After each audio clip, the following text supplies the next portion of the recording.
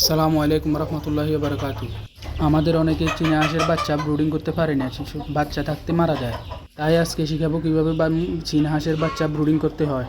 হাঁসের বাচ্চা প্রথম 12 দিন এইভাবে 100 খাবারে একটা লাইট দিয়ে ঠিক গ্যাডারের ভিতরে 12 দিন রাখতে হবে এবং 1 থেকে 10 দিন পর্যন্ত এন্ড্রোসিন এবং অ্যামোক্সিসিলিন যে ওষুধটা আছে ওইটা 1 লিটার পানিতে মিক্স করে খাওয়াতে হবে। তাহলে দেখবেন একটি বাচ্চাও মারা যাবে না। এখন দেখতে পাচ্ছেন এটা 12 দিন পরে আমরা ব্রুডিং থেকে বাচ্চাগুলোকে আলাদা করে ফেলেছি এবং খোলা বাতাসে ছেড়ে দিয়েছি।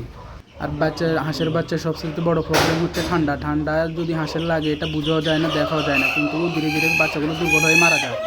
আর বাচ্চাগুলো সুস্থ এবং শরীরের গ্রোথ ভালো রাখার জন্য প্রথম 1 মাস এই চীনা হাঁসের বাচ্চাকে সোনালি স্ট্যাটাস যে ফিডটা আছে ওইটা খাওয়ালে হাঁসের বাচ্চা অনেক সুস্থ এবং চঞ্চল থাকে।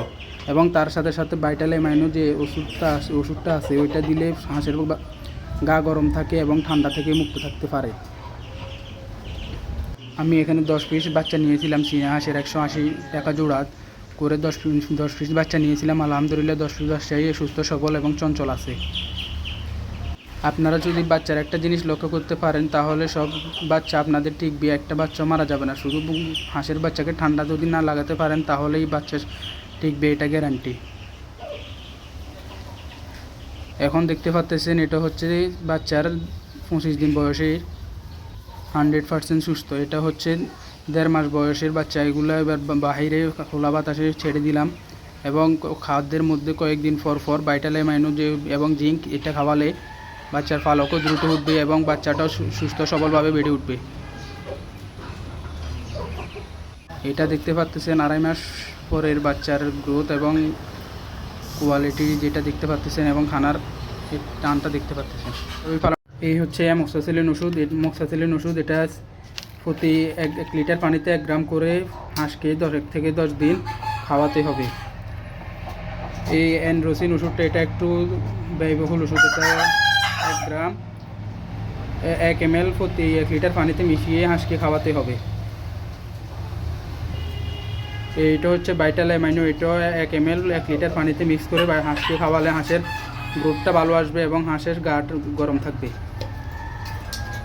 এটা হচ্ছে জিঙ্ক। এই জিঙ্কটা দিলে হাঁসের পালক দ্রুত উঠবে এবং হাঁস একটু উজ্জ্বল দেখা যাবে।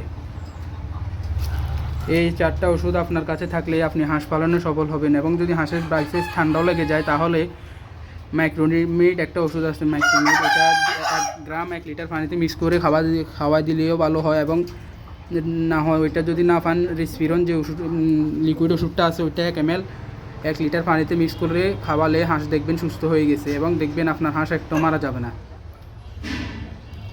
আসসালামু আলাইকুম, সবাই ভালো থাকবেন।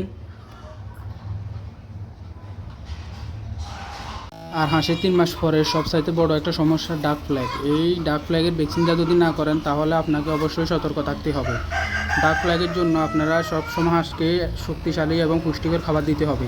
3 মাস পরে আমরা অনেকেই হাঁসকে দুর্বল খাবার দিই, ফিড ছাড়াই দিই। এই জন্য সবসময় হাঁসকে ভিটামিন এবং অর্ধেক ফিড অর্ধেক অন্য খাবার দিয়ে মিক্স করে খাওয়াতে হবে। এই সময়টাতে হাঁস দুর্বল থাকলে হাঁসকে ডাক ফ্ল্যাগে আক্রমণ করতে পারে এবং হাঁস ঠান্ডা লেগে আস্তে আস্তে সবগুলো আক্রান্ত হয়ে মারা যেতে পারে। তাই সবাই হাঁসকে 4 মাস পর্যন্ত পুষ্টিকর খাবার দিবেন এবং একটু সতর্ক দেখে পালন করবেন।